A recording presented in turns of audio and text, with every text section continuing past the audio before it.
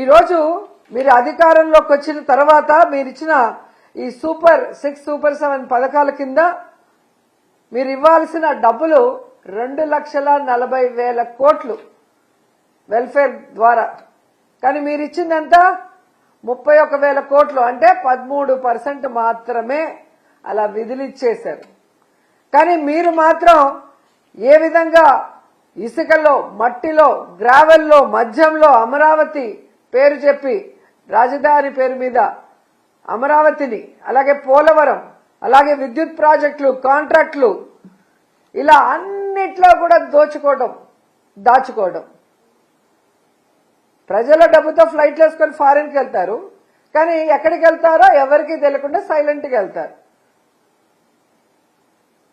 ఇక్కడ దోచుకున్న డబ్బు అక్కడ దాచుకోవటం, ఎక్కడ దాచుకున్నారో ఎవరికి తెలియకుండా. సో దోచుకోవడానికి, దాచుకోవడానికే ఈవీఎంలను మేనేజ్ చేసుకుని ఈరోజు ఈవీఎం సీఎంగా వచ్చి మహిళలకు మీరు నీతులు చెప్తారా? ఈరోజు మహిళలు ఇంటికి మహారాణులు. మొగుడు 1,00,000 తెచ్చినా, 50,000 తెచ్చినా, 5,000 తెచ్చినా, 1,000 తెచ్చినా కష్టపడి ఆ కుటుంబాన్ని దాంట్లోనే వాళ్ళు గుట్టుగా గౌరవంగా బ్రతికే వాళ్ళు. తమ పిల్లలకు చదువు గాని, తమ అత్తమామలకి సేవ గాని, తమ భర్తకి అండగా నిలబడి పనిచేసేవాళ్ళు మహిళలు. మహిళల్ని చేతులెత్తి నమస్కరించాల్సింది పోయి డబ్బు కోసం దేనికైనా వెంపర్లాడే వాళ్ళలాగా నువ్వు చిత్రీకరించావు. చూడు, మహిళల చేతిలో చావు దెబ్బ తింటారు తెలుగుదేశం పార్టీ వాళ్ళు. గతంలో కూడా ఇలాగే మాట్లాడారు. కోడెల శివప్రసాద్ గుర్తుందో లేదో మీకు? కారు గ్యారేజ్లో ఉండాలి, ఆడది వంటింట్లో ఉండాలి అని. ఏమయ్యాడు? కాబట్టి ఆడవాళ్ళు దేవుళ్లతో సమానం. వాళ్ళు నిస్వార్థంగా కుటుంబం కోసం పనిచేసేవాళ్ళు.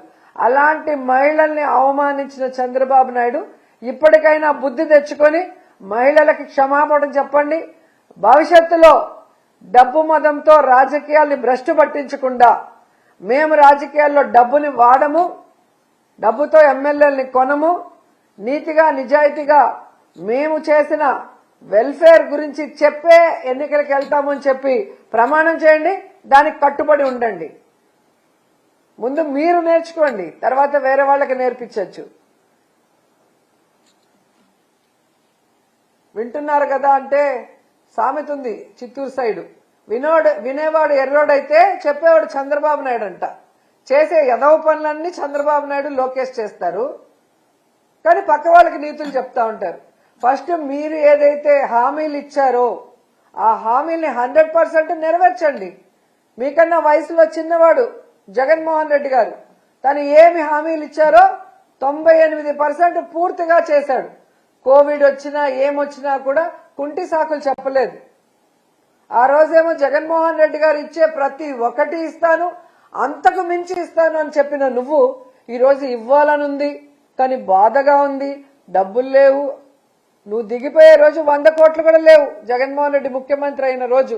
కానీ ఏ రోజు నెగటివ్ కామెంట్ జగన్ గారు చేయలా. సంపద సృష్టించాడు, తను ఇచ్చిన హామీలను నెరవేర్చడమే కాకుండా ఈ రాష్ట్రంలో అనేక అభివృద్ధి కార్యక్రమాలు చేశారు. కానీ మీరు దిగేటప్పటికి 1,000 కోట్లు పెట్టారు. కానీ మీరు సిగ్గు లేకుండా బీదేడుపులు ఏడుస్తూ సంపద సృష్టిస్తానని అప్పులు సృష్టిస్తూ, ఆ అప్పుల్ని కూడా ప్రజల వెల్ఫేర్ గాని డెవలప్మెంట్ కి వాడకుండా కేవలం మీరు దోచుకోవడానికి మీ కాంట్రాక్టులకు పనులు చేయకుండానే పంచిపెడుతున్న విషయం కూడా ఈ రాష్ట్ర ప్రజలందరూ కూడా చూస్తున్నారు. ఖచ్చితంగా రాబోయే లోకల్ బాడీ ఎలక్షన్స్ లో ఈ రాష్ట్రాన్ని దోచుకున్న విధంగాని, ప్రజల్ని మోసం చేసిన విధంగాని, ముఖ్యంగా మహిళల్ని అవమానించిన విధం, వాళ్ళకిచ్చిన ఏ వెల్ఫేర్ నెరవేర్చకపోవడం అనేది వాళ్ళందరూ గుర్తుపెట్టుకుని కూటమి ప్రభుత్వానికి చావు దెబ్బ ఇస్తారని కూడా ఈ సందర్భంగా హెచ్చరిస్తున్నారు. మరిన్ని అప్డేట్స్ కోసం ఛానల్ ను సబ్స్క్రైబ్ చేయండి. నోటిఫికేషన్స్ కోసం బెల్ ఐకాన్ పై క్లిక్ చేయండి.